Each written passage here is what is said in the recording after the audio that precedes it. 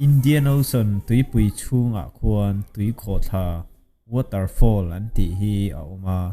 en chian phei chuan amual hi tuin hi plut rui rui te po a ang ani an ti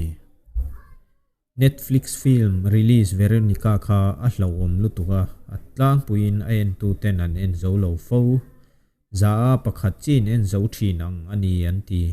lung thalo tan chuan ol sam te a thi theina tur khopa hlawom ani ome Ovel puk lian ber chu hangdon dong Vietnam mi hi ania he pu khian sikle sa ram hnuai le chhum te anei rang deuh thlap ani India hian dil pakhat Lonar Lake an ti awma hei hi arsitlai na ron siam ani kumsi nga sang ni vela upani an chuta voi khatma atui khi hriat thei chinata alakang chatlo ani Lake Baikal dil hi khovel tui fim berpola mi ania atui mong lampang po a mu thei veka fitza som thuma thu po longlenga train azuk mu thei vek ani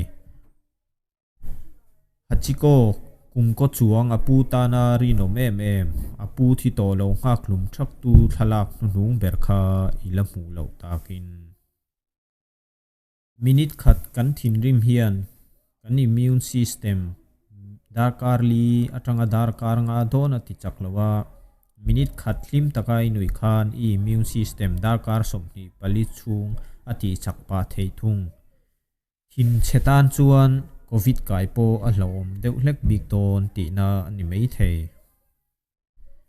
imangai ber bulai mut khan depression ati hiam ani mei lawa damreina chen sa ti sanga muthil ati ol sampha ve bok thin ani mishing hian pian pui thil hlauna pahni che kan neya chu chu mun sang tlak le ri ring ngai thei lo na hi ani bara khai te po atel ma na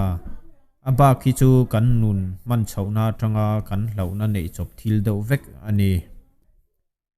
imut ngai mi lo na imut hian imu hil thei lo fo thinang a chan chu I thluak khan ven him na lam na taksa I taksa a tho na satwang ani I thluak chan ve chu har kur reng thinanga imung het lo bokang ei hi first night effect anti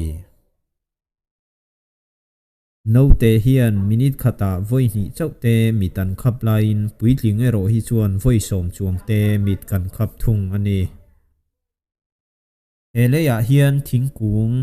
som pali che I suwa pian ma tang lo om to mu thein an la om ani khovel tuipui hnuaya hian nuai chuang long chia pilbo ta oma vaibel chetel man thil hlu an pilbo pui bok ani zong peitan ti fu hlau chuan ho sak loi na tham tur ani hirtu te khuanu mal somin lodam zel ula in zawai chunga kalome